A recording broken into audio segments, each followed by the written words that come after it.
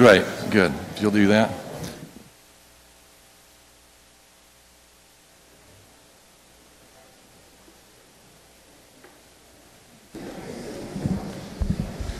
Good evening. Welcome to tonight's debate. I'm Dr. Hal Fulmer from Troy University. I'll serve as the timekeeper for this evening's activities. As you may be aware, there is no moderator for the debate tonight. I would ask you, as a matter of helping us to move this along, that you would refrain from affirmation and applause during the course of the debate, and we'll have an opportunity at the end to thank both of our candidates who are with us tonight. We will begin the debate with opening remarks by Senator Strange, followed by opening remarks by Judge Moore, and proceed from there. Senator Strange? Well, thank you very much. I can't tell you how much I appreciate the opportunity to be here tonight to discuss the issues that are so important to our country at this historic time in our nation's history. First of all, I would ordinarily recognize my wife, Melissa. She would be here with us tonight. But our second grandson, young James Strange, was born a day before yesterday. And she is in Washington with our son and daughter-in-law. And I had the great pleasure of being able to sit with them in the hospital and hold that young man. And it sort of put everything into perspective. Why we're involved in public service, why we care about this country so much, why we care about the next generation. And I promise you she would be here. We've been married for 36 years. We met in April, we were engaged in August and married in November 36 years ago. Our first date was at a NASCAR race, and I knew that if she would stick with me after going to the Talladega 500, we would have a long and happy marriage, and we have. This is an historic election coming up in this state's history and our nation's history, as I said. A lot of big issues at stake. And the first issue is who's most qualified to ensure the president's agenda is accomplished in Washington, D.C. I don't think there's going to be any difference at the end of this debate over who the person is most qualified to help the president make America great again. So the first question is, who does the president support? The president supports me. If you have not followed the president on Twitter, I urge you to do so. He just tweeted a great tweet out about his enthusiastic support for me and my campaign. We're on the verge of an historic weekend in Alabama. The President of the United States will take time out of his schedule, with all the things going on in the world today, to come to Huntsville tomorrow afternoon and campaign for me. Why would he do that? Because we've developed a close personal friendship. We both come from the same background, the same mission, the same motivation to make this country great again. We're both people of accomplishment. We're both people who have taken on tough issues. And we've sort of bonded. I've not been in Washington as long as the president has. He's learned the ways of Washington the hard way. Lots of criticism, a lot of people standing in the way, as have I. But I can tell you, no one's more determined to make a difference than the president.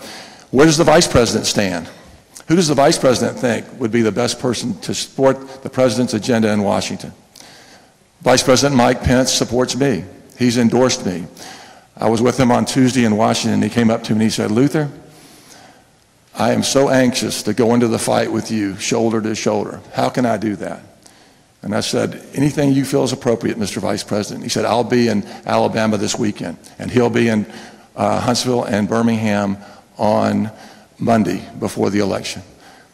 The President of the United States and the Vice President of the United States could choose anyone in this race. They could choose my opponent. They could choose anyone in the primary on August 15th. They could stay out of the race.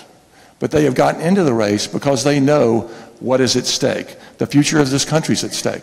Who's going to help the president get his agenda passed? Who knows something about immigration? Who knows something about building a wall? Who knows something about enforcing the rule of law? Who knows something about infrastructure? Who knows something about jobs and the economy and actually has a concrete record of getting things done in those areas?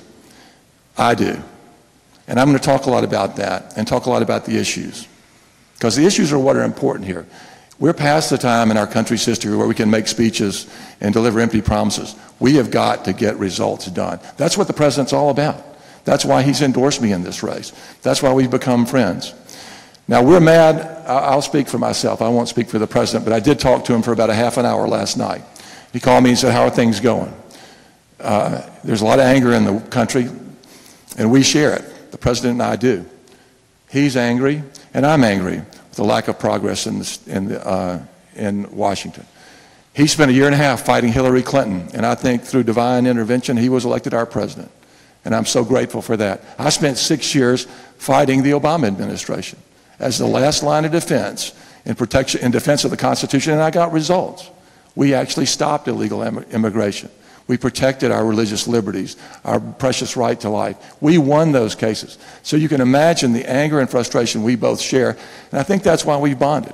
And I think that's why he said, Luther, we're going to get something done in Washington. I need you at my side. I need you to be a floor leader for me.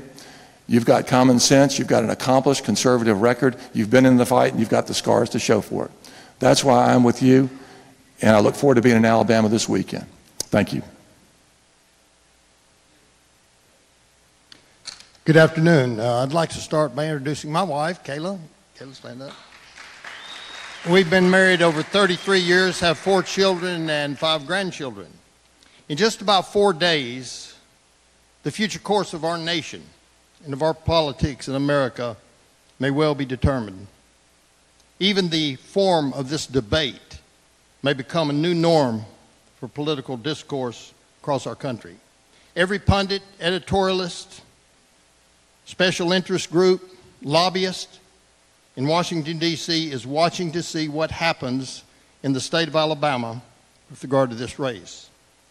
Will an elitist Washington establishment with unlimited millions of dollars, and MSNBC said 30 million, and special money be able to control the people of Alabama? Will false, malicious, and scurrilous radio, TV, internet advertising take the place of honest and open debate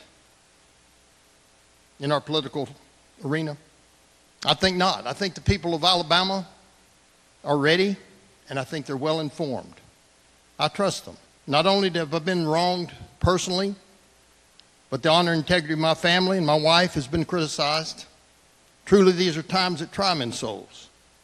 The election of Donald Trump in November of 2016 gave many Americans a new hope, a new inspiration for the future of this country. Those unhappy with his election resorted to demonstrations, riots, and violent protest. Meanwhile, the Washington establishment, satisfied with their position, power, and prestige, decided to take the easy course and sit back and do nothing. Illegal aliens still cross our borders. Obamacare has not been fully repealed, although the steps have been made in the right direction, and I support the bill that has passed Congress. We've got to do more. Politics goes on as usual, and our president is frustrated. I want to help get things started, get moving. As a graduate of the United States Military Academy at West Point and a Vietnam veteran, I want to work our military strong again. I want it freed from political correctness and social experimentation like transgender troops in our bathroom and inclusiveness. I want to support the VA. I want to support troops that have fought overseas and in the military. I want to revitalize our economy. You know, the greatest difficulty with our economy is the federal government. We need to return to free market enterprise. Regulations need to be cut. Taxes need to be cut. And bureaucratic policies need to be erased. Foreign trade must again be fair as well as free. And made in America must mean something again. I want to rein in federal judges who think themselves above the Constitution they're sworn to uphold. Judicial supremacy must be stopped. And finally, I want to see virtue and morality returned to our country. And God is the only source of our law, liberty, and government. You know, our first president said that virtue or morality was a necessary spring of popular government. He said, "Who that is a sincere friend to it can look with indifference on attempts to shake the foundation of the fabric?" Our foundation has been shaken. Crime, corruption, immorality, abortion, sodomy, sexual perversion sweep our land. when we become one nation under God again, when liberty and justice for all reigns across our land, we will be truly good again. And then we will be straight. Thank you. All right.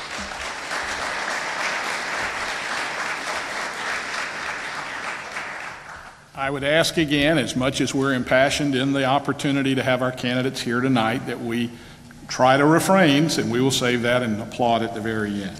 Senator Strange? Thank you. Well, I agree with many of the principles laid out by my opponent. The difference is I've actually accomplished many of those things in the arena. That's why the president's endorsing me in this race. A lot of the things that we would agree on, but the president had a choice, and he picked me as the person who could actually get that done in a very tough environment. So let's talk about the issues. What are the issues we really care about, and what have we done to advance those issues? Immigration would be the first on my list to talk about because it was the one that caught fire here in Alabama. I got into politics because of Jeff Sessions. I started out being mentored by Jeff, volunteering for Jeff. He served as Attorney General before I did. He set the gold standard in the Office of Attorney General. I tried to live up to that. I consulted with Jeff as I'm considered running for the Senate to take his place because he set the standard for a United States Senator for the last 20 years. Jeff and Mary have been dear friends for all those years, and they have welcomed us to Washington. But his signature issue, and the issue that really ignited the president's great success in this country, was immigration. Immigration is a critical issue. Who's the president think is the best person to help him build the wall and agrees that we need to do that? He's chosen me. Who's the best person to ensure that we enforce the laws? He's chosen me. But it's not just because of my sterling personality. It's because I have a record, because I've worked with Jeff Sessions for years to ensure that's done. And I'm not sure that my opponent's aware of this, but since Jeff Sessions came into office as our Attorney General and said we're going to do something that I've been promoting and doing as Attorney General for years, that is, enforce the law. Enforce the law. That's a novel concept, isn't it? We're actually going to enforce the laws of this country. Jeff is doing that, and I've supported him 100% in that effort. And illegal border crossings are down almost 70% in this country because we finally have an Attorney General who's willing to enforce the law. The president knows my record in this area. He knows that I defended Alabama's law going after illegal immigration. And we were as successful as we could be given the liberal judges that we were handed in court. He knows that as Attorney General of this state, when President Barack Obama came in with an edict, remember he had a phone and a pen? He said, I'm just going to decide I'm not going to enforce the immigration laws of this country. I went to court along with Scott Pruitt and other members of the president's administration who were AGs at the time, and we sued. And you know what? We won. We got a concrete result stopping illegal amnesty by a president who was willing to disregard the Constitution of the United States. It wasn't any Washington talk. There wasn't any special interest running around saying, oh, we'll help you do that. We did it because it was the right thing to do, because we took an oath to uphold and defend the Constitution of the United States and the rule of law. And we won. The president knows that. I could give a speech about this all day. He wants somebody who's done it, who knows how to win, knows how to get this done. And that's why he's endorsed me in this race. That's why he's coming to Alabama tomorrow night, enthusiastically. We have thousands of people coming from all over this state to hear him talk about a can-do person here in the Senate race. I know people want to talk about other agendas. They want to talk about Mitch McConnell. They want to talk about everything under the sun except the issues. And these are the issues the president ran on, that Jeff Sessions spent 20 years of his life devoted to, that helped the president be elected to make America great again. That's why having a personal relationship with the president and the vice president is so critically important if we want to get something done.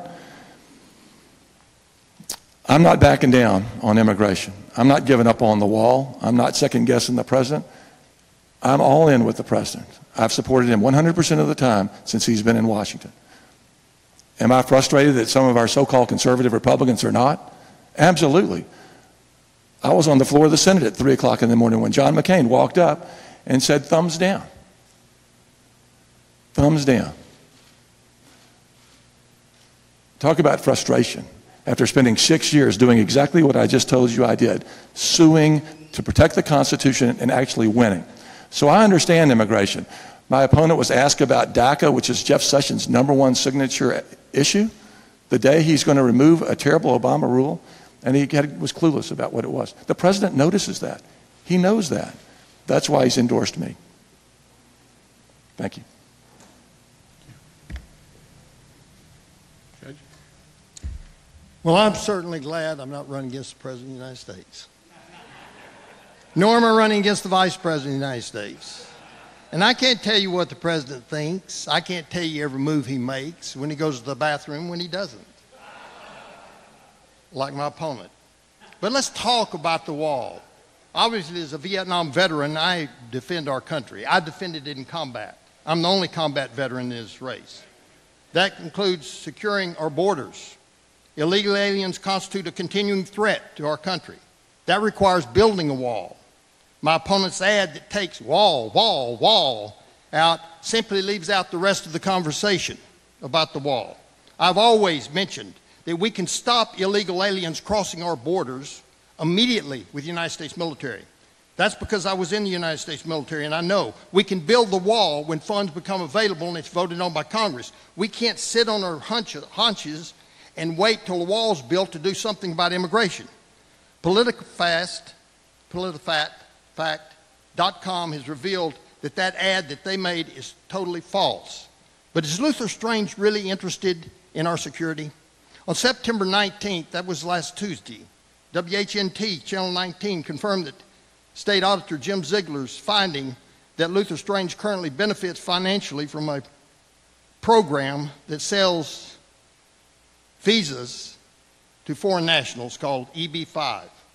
Luther Strange's Senate financial disclosure form states that Mr. Strange owns a 16% share of Sunbelt LLC, a company that offers permanent residency status in exchange for big investments. That program is called EB-5. According to Chuck Grassley of Iowa, that program is wrought with, and I quote, fraud, mismanagement, and it has security problems. So why wait on Congress? Obviously, Congress did not do their duty. So we've got to look at what we need to be done. Luther Strange agrees that there are serious concerns over EB-5 visa program, which is not being used as originally intended.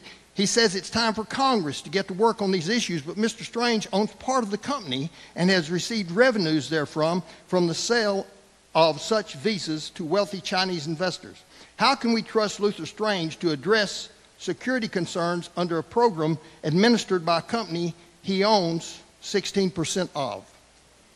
We don't need to talk about Daca. Obviously, Congress did not do their duty on Daca, which was a mere memo from the Department of Homeland Security under Barack Obama, which violated the laws. Deferment. Deferred action on childhood arrivals. Very simple. Dreamer development, relief, education of alien minors. There's no such thing as a dreamer. You know why? It was never passed by Congress. And when it didn't pass by Congress, Obama himself, through his Homeland Security, decided to implement a program and violate the law. That's why we're here today. That's why we're having a problem today. I submit further that Luther Strange has the same obligation to investigate and rectify his own company, not wait on Congress. If we wait on Congress to do everything, we'll lose. It's our business to take care of our business. Daca is wrong. Dreamer is wrong.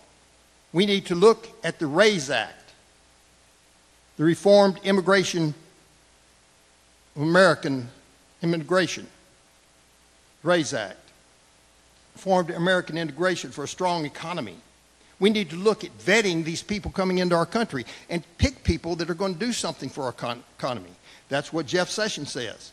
I think we can take care of Daca very easily by turning them to the RAISE Act, pass the RAISE Act in Congress, and then let the people make application there too. Then we can let the most qualified. A lot of people in Daca simply aren't qualified. They haven't been asked the questions about their entry and where they stand on things. It's been family oriented. I support firmly the RAISE Act And I think it should be acted on by Congress, and the sooner the better. Thank you.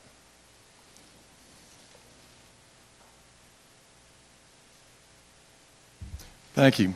Well, for someone who is complaining about a lot of personal attacks, you seem to be prepared to deliver a bunch of them tonight.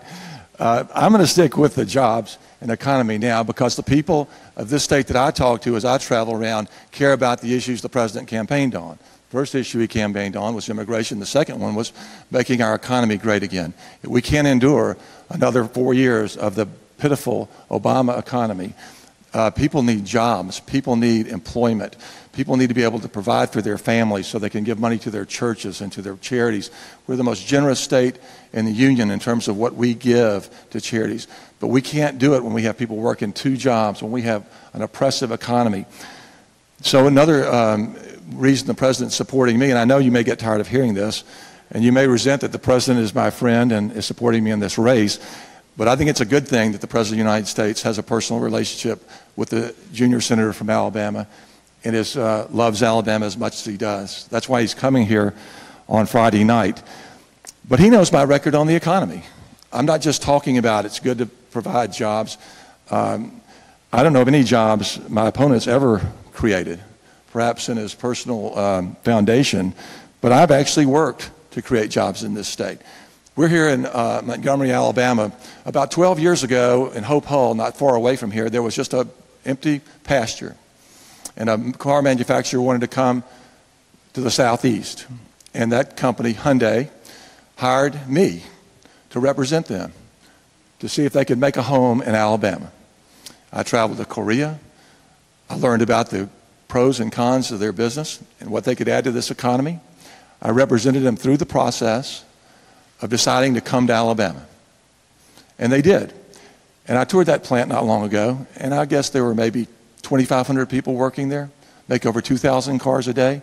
And the suppliers that were created from that one plant ripple through thousands and thousands of jobs throughout this state to areas like south of here, to Lowndes County, to Macon County, people that need jobs, that are at home desperate for work. And now they're working and they're happy.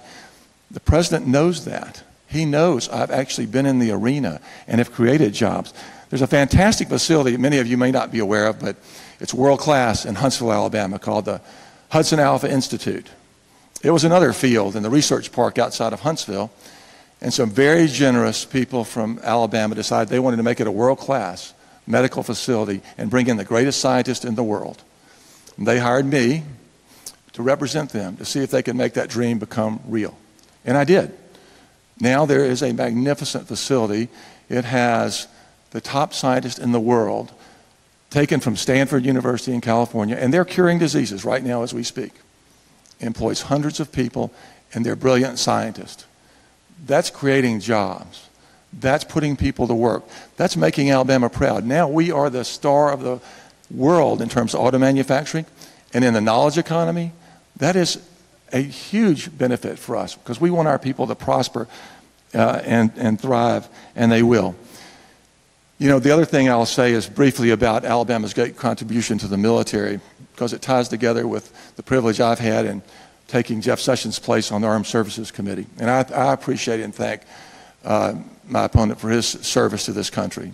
But we have the greatest veterans and the greatest people in the military, retirees included, of any state in the country. Generals who come here, sergeants and privates who come and stay, they want to come back and retire. We also build some of the most magnificent weapons that are keeping our nation safe as we speak right now, from the Missile Defense Command in Huntsville, Redstone Arsenal, to the great Air Force College right here, to the construction of littoral combat ships in Mobile. And when the president said in his last budget, he said, I need another ship for the Navy. We're trying to get to a Navy that can be competitive and keep us safe in the world. We worked together and we got that ship just this past week in the National Defense Authorization Act. That'll employ thousands of people in Mobile for the next decade, and it will also keep our nation safe. The strongest military in the world, we couldn't be prouder of it. Those are jobs, those are contributing to our national security, and it's all part of our economy. That's why Vice President Pence is coming to Alabama. That's why the president is so enthusiastic about what we're doing, because it all comes back to, what is this election really all about? Are we going to support the president? Are we going to make America great again? Are we going to put people in there that he wants, who he knows will do the hard work of actually getting things done? Thank you. Well, again, I'm sorry I don't know the president personally. I haven't been to Washington. I haven't been allowed to get close to the president and talk to him. So I don't know what he's thinking and what he's doing. And I know that Mr. Strange has been a lobbyist. It's what he told you. He went and got Hyundai here, and that's what a lobbyist does. It represents people, special interests sometimes, to get things done. He's accused me in those ads of saying I'm a career politician. I've been a judge for 14 and a half years. I was a prosecutor before that. That's an unelected position. But I served the state of Alabama prosecuting. Well, as a judge, I have a hard job. It's very difficult. Now it's been over about 20 years ago. But eventually I did run for circuit judge, and I was elected, the first Republican elected in Etowah County ever. It was 61%. And I served as a judge for 8 years. I did all the job as a judge. Then I ran for Chief Justice. I've served 2 terms, different times rather, 2 separate times. My entire political career has been serving the state of Alabama. My opponent, on the other hand, has been a professional lobbyist for over 23 years. And when I say professional lobbyist, from 1980 to 2008, he earned $6.674 million during the 9-year period from his lobbying disclosure form, from 1999 to 2008. Now, on the ads, I supposedly got $1 million, which I didn't get.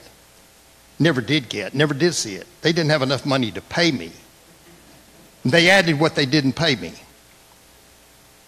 I say he's been a professional lobbyist because for over 23 years he maintained a condo worth over $500,000 at 801 Pennsylvania Avenue on Washington, D.C., about 6 or 7 blocks from the capital of our country. 23 years as a lobbyist in Washington, D.C. What do lobbyists do? They represent special interests. And Luther Strange, on behalf of Russell Corporation, urged Congress to pass CAFTA, Central American Free Trade Association. It cost the United States over 4,240 jobs. Gone to Mexico and Honduras. Textile and sewing plants were closed in Lafayette, Alexander City, and Sylacauga.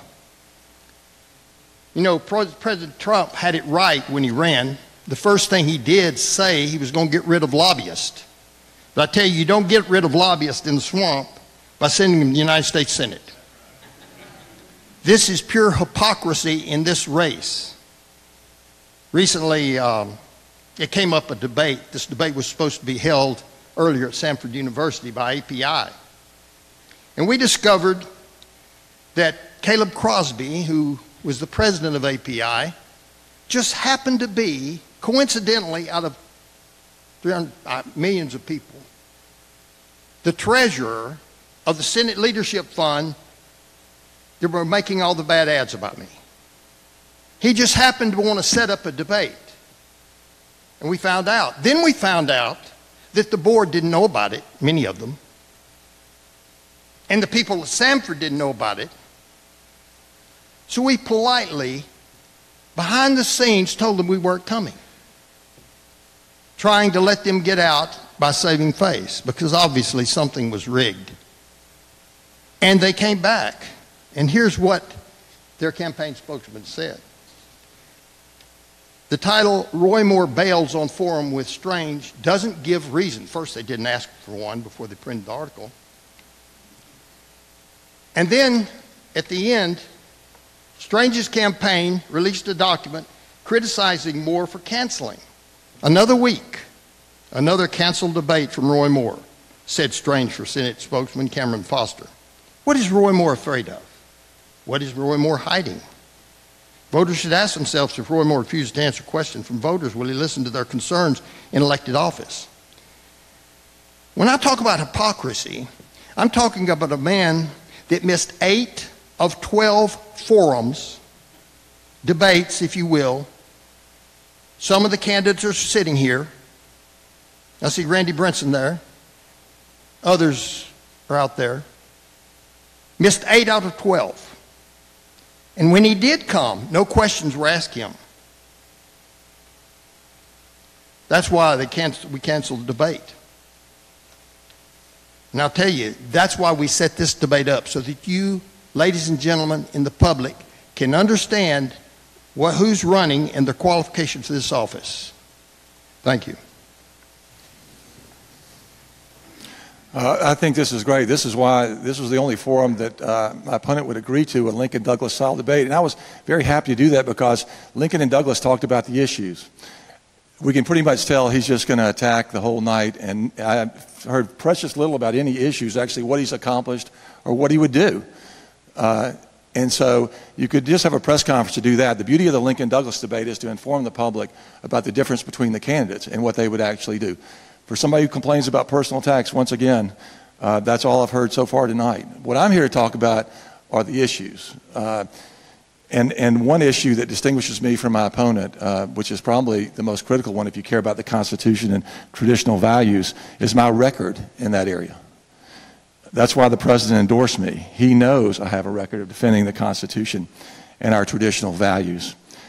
He knows I was the last line of defense, literally the last line of defense, in protecting the Constitution and the rule of law and all of our precious freedoms when President Obama was in office. For 6 years when Congress did nothing and we were run over by President Obama and Harry Reid and those people, I wasn't sitting around giving speeches. I was in the fight, in the courtroom, and winning cases. A couple of things that affected our small businessmen and our farmers and our citizens that are just trying to make it in Alabama were edicts from the Environmental Protection Agency. We were literally being ruled when this is a nation where we should simply be governed by partners in government. We were being ruled by the Obama administration. They proposed 2 things, and I'll just name 2, but we were involved in many, many. We were in the fight. One's called the Waters of the U.S. Environmental Protection Agency decided that maybe a puddle that overflows in your backyard one afternoon after a rain becomes a navigable water. All that was a power grab to take your property and your liberty and your rights by the Obama administration out of control, illegal. We sued them and we won. We stopped that case. We stopped that egregious grab from the government. Next one was the Clean Power Plan. A rule cooked up by the Obama administration to put coal out of business. I've been to the coal mines. I've met with these coal miners before I went into court. They're in tears because somebody's trying to put them out of business for no fault of their own, for some political correct agenda in Washington. And it would have raised your utility rates. It would have hurt the poor the most. They would have been the ones that suffered the most because their rates would have gone up. And if you know anything about economic development and business, the rates that our factories would have to pay would have gone up and people would have been out of work. So what did we do? Scott Pruitt and some other very conservative attorneys general who aren't afraid of a fight, we went to court and we stopped it. Some of the lawyers in my office, as Attorney General, are here tonight. We won. We were the only ones that could stop Obama, the only ones that were willing to do it or could do it. And we did it. But let's talk about things that I care even more about, like our precious religious liberty. That's the greatest right we have, to pray, to live our faith. My faith is more important to me than anything. I came to accept Christ as my Lord and Savior as a young man through young life. And many of you have come through different routes. And it's guided my life, my family life, and my professional life ever since. Well, our religious liberty was threatened by the Obama administration as part of the Obamacare law. I was in the courtroom when that law was, I think, unjustly held constitutional. But one of the things that came out of it was a threat to our religious liberty. Not very far up the road is the Eternal Word Television Network, a group that believes that they have the right to choose what they will do with their personal lives, even if they work for a company or a religious broadcasting institute system. The president was going to make them pay for something they had a moral and religious objection to: contraceptives, abortifacients. They said, we're not going to do that. we're going to have to either fire everybody, quit providing insurance for them. We're not going to violate our religious principles. We went to court on their behalf and stopped that. You remember the Hobby Lobby case? We were right in the middle of that, working to make sure our religious liberties were protected because no one else was willing to do it or able to do it. Now we have a president that will. Now we have a president that is confirming and proposing judges that believe in the Constitution and the rule of law. And I was proud to be sitting in the chair in the Senate when Neil Gorsuch's name was brought up, and we blew up the filibuster rules for judges, and we confirmed him. And if we really care about getting God back into our communities and get the government out of the way, they're in our communities, they're in our hearts. We know Alabama, we know our citizens.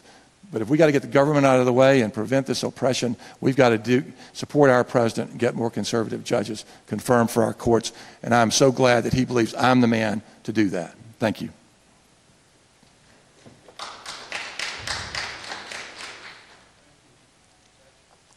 My opponent said his major accomplishments being removed from office twice. He didn't mention I was removed from office once and suspended. And he didn't mention the reason was standing up for religious liberty. What did he do? Hold your applause. What did he do? Acknowledge that the United States Supreme Court decision is the law of the land. The court's decision is binding. The statement said Attorney General Luther Strange planned to file a document in the court that will state all state agencies will comply last month's U.S. Supreme Court's decision to legalize same-sex marriage in the nation. I went fast because as soon as Obergefell came down, he caved. He did not stand. The Alabama Supreme Court actually upheld their injunctions. Far later, we're the only state in the union that has upheld injunctions both before and after Obergefell, and our Attorney General and Governor caved. He wanted to talk about his record. He wants to talk about, first, character is an issue in every case. Every election, character is an issue. Let's talk about his cleaning up corruption in the swamp. About the only thing we have in common is we were both prosecutors. I was a prosecutor at the state level. He was Attorney General prosecuting criminal law. And the one principle that we both adhere to is that we both know that it's highly improper to accept gifts or favors from someone you're investigating. If you're charged with murder, you don't go out to supper with the defendant. I want to read something here. He sent a letter to the legislative body saying, at this time I believe it would be prudent and beneficial to delay the work of the House Judiciary Committee. I respectfully request that the committee cease active interviews and investigations until I am able to report to you the necessary related work of the office has been completed. Well, that was on November 3rd. On November 3rd, the House responded with a news release saying the chairman of the House Judiciary Committee said he's suspending the hearings of Governor Robert Bentley at the request of Attorney General Luther Strange, who is conducting a separate investigation of the governor. Well, that was fine for that time, but then Luther Strange came out on December 22nd after he was meeting with Governor Bentley and said he has never said the governor is under investigation. He knew the impropriety then. He was appointed February 9th. Last week, 4 days ago, the newspaper reported Strange has said he and Bentley did not discuss the investigation.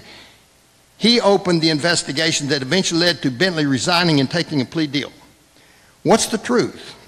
Did you, sir, have Robert Bentley, the former governor who appointed you to the Senate, under investigation while you were applying for that appointment? And if so, did you not recuse from the investigation and notify the House Judiciary Committee as you were required to do? I'll tell you, he never notified the House Judiciary Committee. He changed his story 2 times.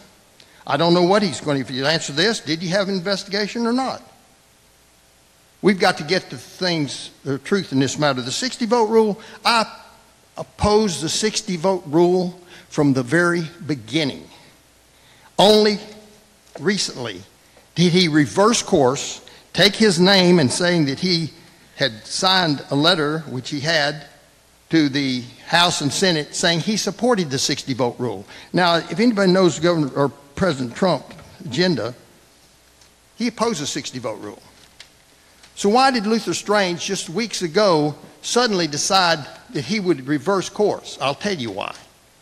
is he'll do anything to get his job. And that's called lack of character. Sir? Thank you. I didn't hear anything about the issues or any solutions or anything he's going to do to help the president. More personal attacks. This has been, and frankly, I think you could stay here for 15 segments in the Lincoln Douglas debate and you won't hear anything about anything he's accomplished or anything he's going to do to help the president. But I'm anxiously waiting to hear that. It might come up. You never know. Let's talk about accomplishments again. I'll give you a case study on doing something that have benefited our state in a conservative way, and it's what is so appealing to the president. He's a problem solver. He's a guy who wants to get things done. He wants to save the taxpayers' money. He's tired of the rhetoric. Look, I can endure however many attacks he wants to launch tonight. Think how much the president gets attacked every day. Good Lord. We actually have the kind of relationship where we can laugh about that. Because if there's anybody that's been maligned and brutalized, it's our president. But he's doing it for the right reasons. It's what you have to endure to be in public life these days. But let me tell you about a case that I'm incredibly proud of. It's a case involving the biggest environmental disaster in our state's history. The Deepwater Horizon blew up, killed 11 people. I worked in the offshore industry. I didn't grow up with a silver spoon. I grew up in a very modest family. And I worked my way all the way through school. I was lucky I grew up to be 6 feet 9 inches tall, so I could get a basketball scholarship to pay for that. And I worked overseas in the North Sea between Scotland and Norway on an oil field supply boat, sort of like the Deadliest Catch, except you're dealing with dangerous drill pipe and that sort of thing. So I know the oil and gas industry up close. I've seen it. I've seen how dangerous it is. That rig blew up and put millions and millions of barrels of oil in the Gulf of Mexico. When I came into office, my predecessor, a Republican, by the way, that I had to beat, I have no problem going against someone in my own party if it's necessary. Believe me, that's been my record.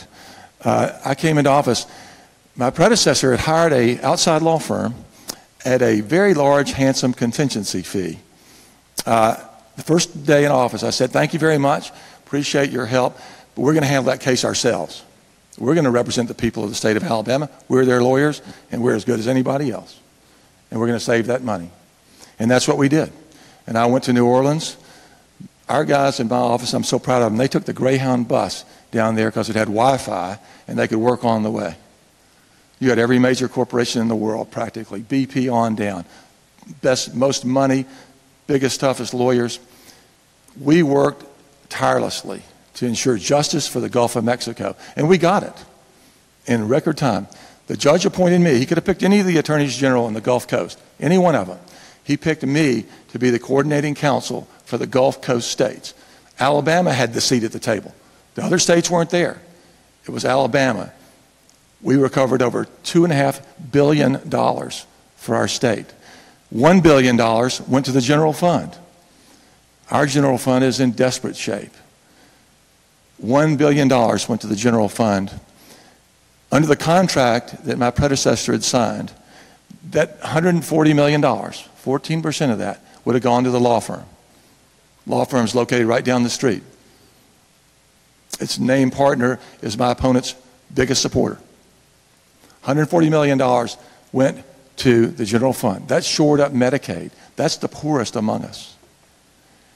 And because the team that my opponent maligned, my public corruption unit, was so good, the legislature, our Republicans in the legislature, did something that's never been done in Alabama history. They zeroed out the budget of the Alabama Attorney General. I talked to Jeff Sessions about it. I said, Jeff, you know, we've been making a lot of people mad at the State House by following the truth wherever it leads, going after the Speaker of the House, a Republican, a friend of mine at one time. That wasn't easy. That wasn't the politically expedient thing to do. I've still got alligators out on the prowl, still mad about that. And they'll never get over it. That's why President Trump looks at me and says, who's done this? Who's actually done this? Who's gone to the lengths of having his own budget zeroed out? They were going to eliminate the Office of Attorney General because we took on the rich and powerful people on Goat Hill. And I'm proud of that. I couldn't be prouder of our team. I couldn't be prouder of our team. I couldn't have accepted the appointment if I didn't know that team was going to follow the truth wherever it was, because that's what they did to dozens of convictions of elected officials. So I'm proud of that record. That's a common sense, conservative record that brought money back to the people using the rule of law. Thank you. Notice he never said anything whether he was investigating the governor or not, and I predict he will not because he can't answer that question. He just wants to say, I attack him. Another personal attack. I haven't attacked him one time in an ad on television, radio, anywhere, and he knows it. His attacks have come every day, every hour, every minute throughout, and are carrying on. If you don't believe me, turn on the television. See who's using money out of Washington, D.C. to make attacks. He came from a modest family in Mountain Brook. I came from Gallant. Y'all come visit my home where I lived without a bathroom when I was in high school. You know, he wants to talk about, let's talk about an issue, national indebtedness. You know, everyone agrees, and this is a very hard subject to talk about because when you talk about $1 trillion, anybody know what $1 trillion is? It's if you have $1 million, and for every million you have another million. So for every dollar you have in a million, you have another million. It's a million times a million. Figures are confusing. But imagine a world where you could avoid paying your credit card each month simply by raising your credit limit. Now, my wife would be happy about that. But one day you find yourself that you can't, even if you spent 1/5 of all your expenditures, you couldn't even pay the interest. That's where we're going in 2047. Our first president warned us to cherish public credit and not ungenerously throw the burden upon our posterity, our children and grandchildren. That's what we're doing. In 1962, the total national debt was 1/3 of $1 trillion. Today, it's over 20 trillion. Consequences, we'll wind up like Argentina, Greece. My opponent, less than just right over 6 months after being in the Senate, voted on September 7th, which is the day after I published something on national debt and the dangers of it. He voted to increase the national debt. Always for good cause, Honduras relief, hurricane relief, and Irma and Harvey. But wait a minute, there was no need to do that. Representative Rand Paul made an America First Amendment which said we'll take some of the $57.5 billion that we've laid aside for foreign aid. Just take $15.25 billion and we can pay for it and not raise the debt. He voted against it. Voted against the America First Amendment. Absolute no authority under the Constitution to give away our money like they're giving it away. We need to stop unconstitutional spending. One unconstitutional bill is the Taylor Force bill, up before Congress now. This very much affects me. It's a West Point graduate, served in Iraq and Afghanistan. And he came back and was taking an MBA. He went over to Israel. And he got stabbed to death by Israeli terrorists. And so President Trump rightfully wants to reverse this put forth a Taylor Force bill, which suspend support to Palestinian authorities, which stop payments to terrorists and their families. Congress calls it a pay-to-slay bill. It's when they get convicted of the murder, our government pays their family to keep them up in Palestine. I want to do away with it. I want to stop it immediately. There's nothing in the Constitution that authorizes that. I don't care who authorizes it. You don't give foreign money away like that. And to terrorists, this is completely unacceptable. They've paid over $144 million since this program began. We need to get away from Obama's program of paying our enemies to kill us in Israel. And that's what we need to do. They pay up to $3,500 to each family of a terrorist, depending on how long they're incarcerated. Taylor Force bill should be passed by Congress, and we should get out of funneling our money in welfare to foreign countries. Thank you. Do we have how many more segments? These are closed? No. This is our final unit, and after this, we will then move to closing remarks. So we have one unit remaining and then the closing. Great. Well, on the last issue, I'd like to focus on national security. That is a pressing issue. I am honored to take Jeff Sessions' place on the Armed Services Committee. The world may never have been as dangerous as it is today. It's incredibly dangerous. The President and I agree on many of the things that we've talked about tonight related to national security, particularly Jeff Sessions' leadership in that area. We've talked about it a good bit. And I talked a little bit about Alabama's role in that. I'm very proud. I mentioned one thing that is happening here in Montgomery that I'm supporting very much is the F-35 airplane. We hope that to be located here. I've met recently with the Navy Chief of Operations about the LCS ship. Things that we're doing here in this state are fantastic. Having a relationship with the Commander-in-Chief, not just the President, he's the Commander-in-Chief of our armed services. To have his support and endorsement, I hope says something to the people of our state about how he feels who would be the best ally representative in the Senate to help him get his agenda passed. He could have picked my opponent. He could have picked anyone else, or he could have stayed out of this race.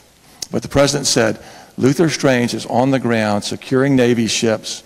He understands our missile defense issues. And I'll tell you, I've been honored to be in a couple of top secret briefings.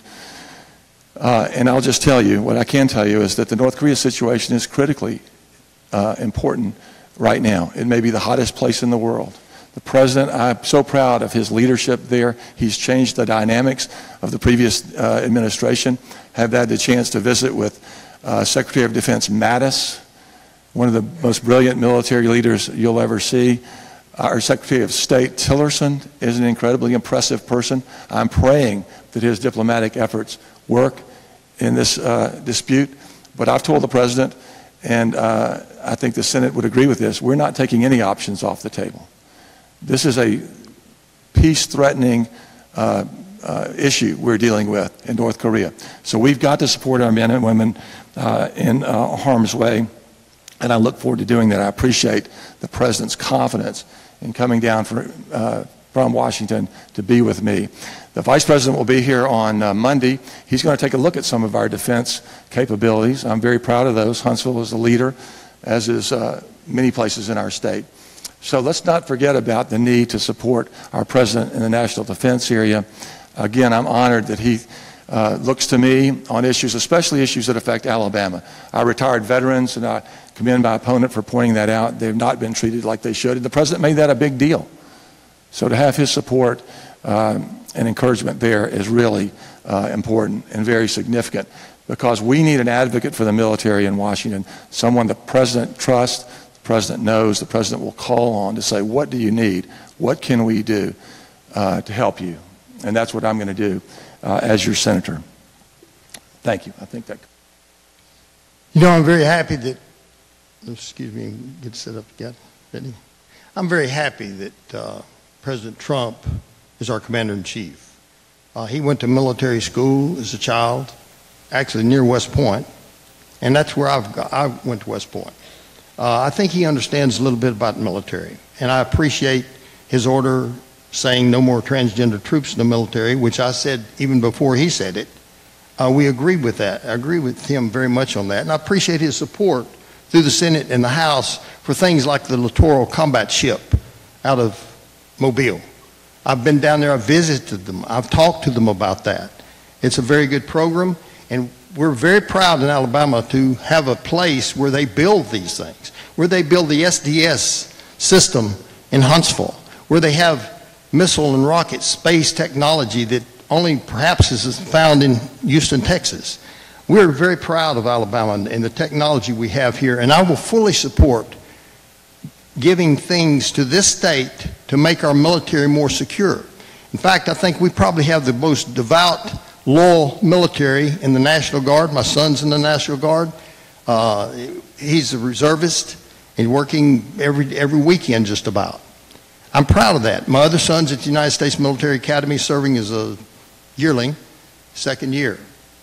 I want a good military. I believe in a strong military, a military that will be feared by our enemies, loved by our people, and respected by our friends and our allies. I don't want one that's just this feel-good thing about inclusiveness and things like this. We've got to go back and look at what we need in this state. If you have to declare war, do you know who does that? United States Congress has to do that. Who do you want to declare war? Somebody that's been there and knows that and done that? It's very important. I know what it feels like to go to war. I know, which means to leave your family behind. Then I wasn't married, but I had family. I think that you've got to look at the qualifications of the people running before you, not at President Trump. I mean, you know, I have the Trump Citizens for Trump going to endorse me tonight, a national spokesman that supported President Trump. They know what President Trump stands for. The problem is President Trump's being cut off in his office. He's being redirected by people like McConnell who do not support his agenda, who will not support his agenda in the future.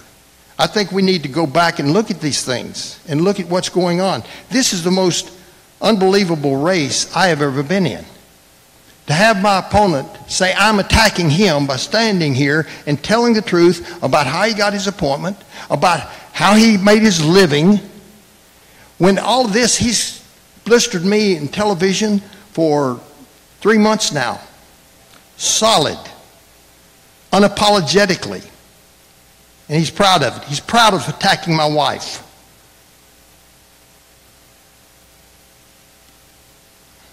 But there is a God. And there is a God in heaven that is in this campaign. And we look forward to September 26th. And it's coming soon. And the answer will be given. That's all I have. Thank you. Strange, this will be your concluding remarks. Great. Well, my opponent, I have to say to him, with all due respect, I don't think that God's just on your side. I don't think that God's just on my side. I think he's on both of our sides. I think he's on the president's side. But one thing I do know, the president is on my side. And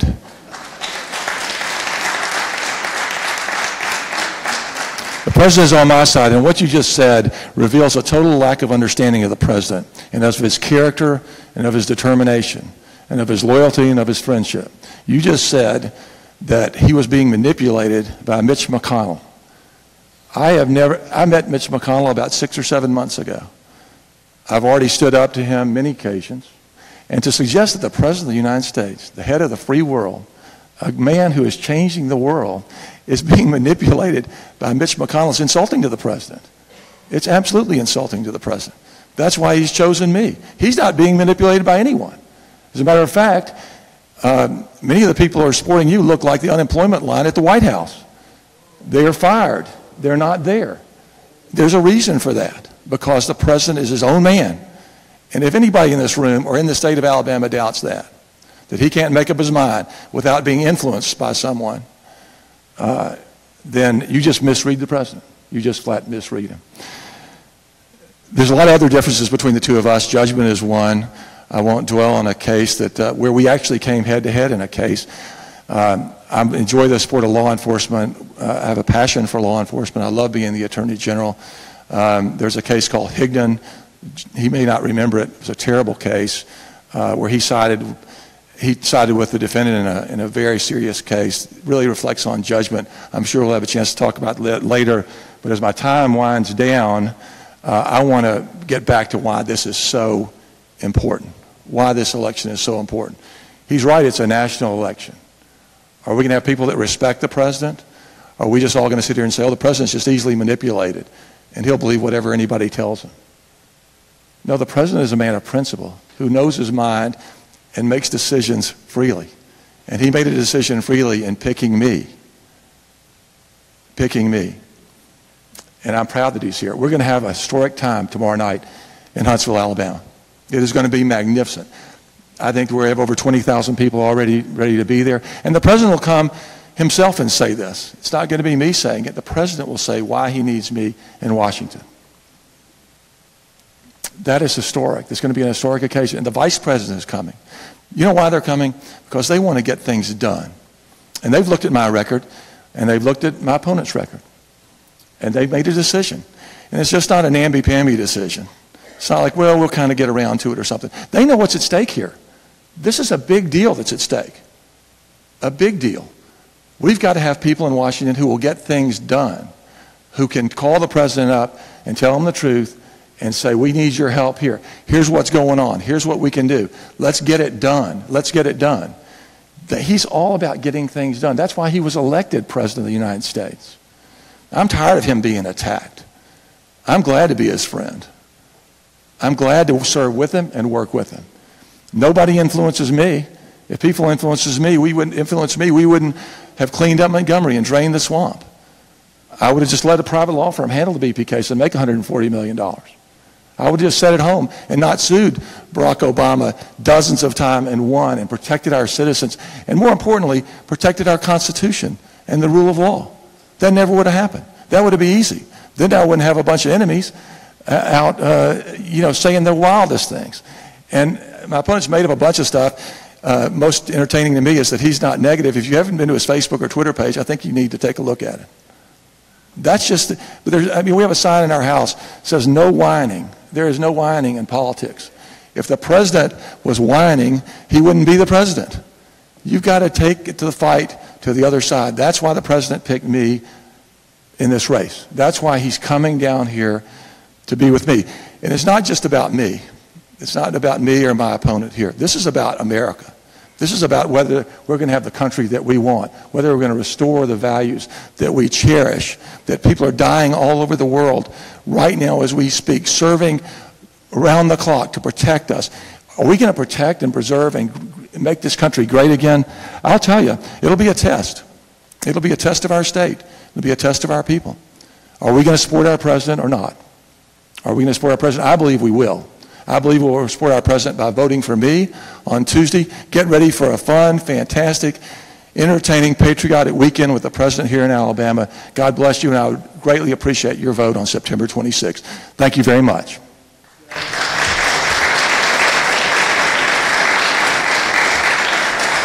Thank you. Judge, these are your concluding remarks in tonight's debate. I didn't mean to be misunderstood when I said about God is in this. I believe God's in this election. I don't mean he's in it for me or for me to win, for me to lose. I believe whatever happens, whether he wins or I win, will be his will. That's what I mean. I've never prayed to win. I don't believe in that. I believe in God's will. So I don't want anybody to go out here thinking I'm claiming God's going to see me through this. He will see me through this, hopefully. And I will finish it, and we'll be over on September 26th.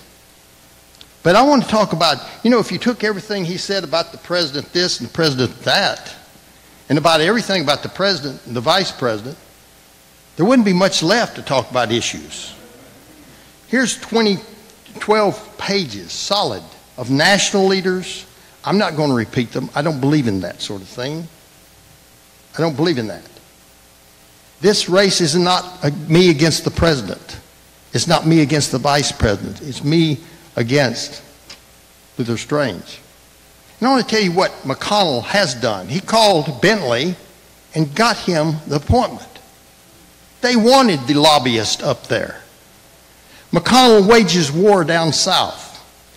The Senate leader is being pillared in an Alabama special election as the hated symbol of the establishment, and he's responding in force, unleashing the full forces of the political machine in an all-out push to stop two far-right conservatives who threatened to make his life miserable in the Senate. A conservative making his life miserable.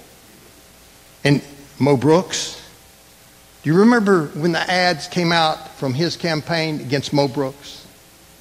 Do you remember repeating and repeating and repeating? And continued till he got in the runoff. Then he switches and changes it to me. Now it's very unusual. I've never been in a race like this, where somebody attacks both his opponents mercifully. mercilessly, without mercy. Both his opponents. Why? The Republican establishment is at or near panic mode about the upcoming Alabama Senate race. There's a primary August 15th, and the establishment favorite is trailing.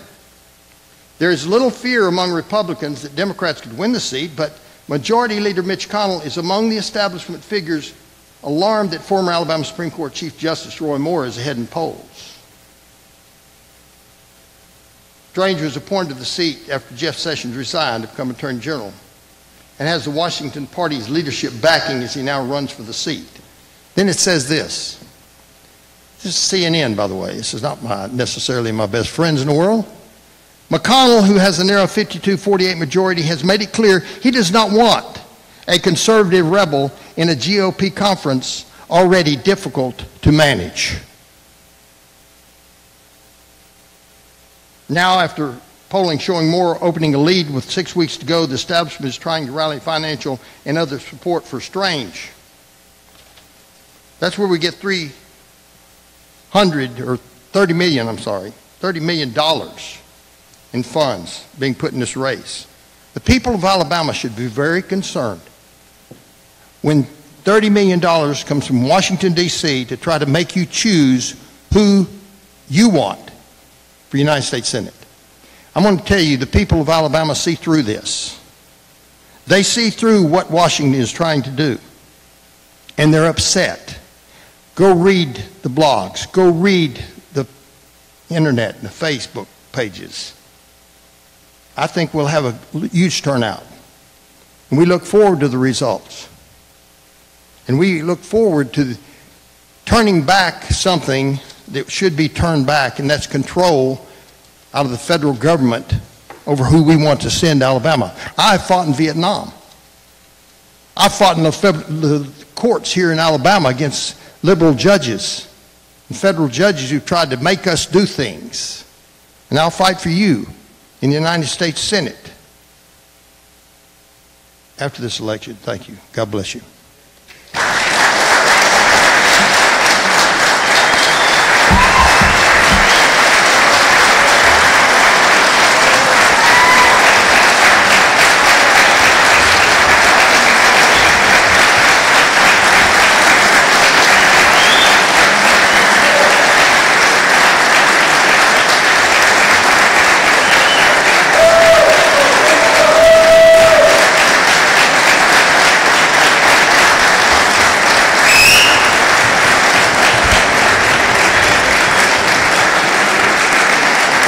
Thank you.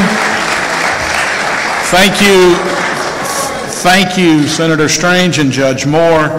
Thank you, audience, for your participation and your cooperation. This concludes our debate tonight. We want to thank the RSA for the use of this beautiful facility, and to Troy University, where I am, for logistical assistance. I hope you have a safe and pleasant evening. Good night.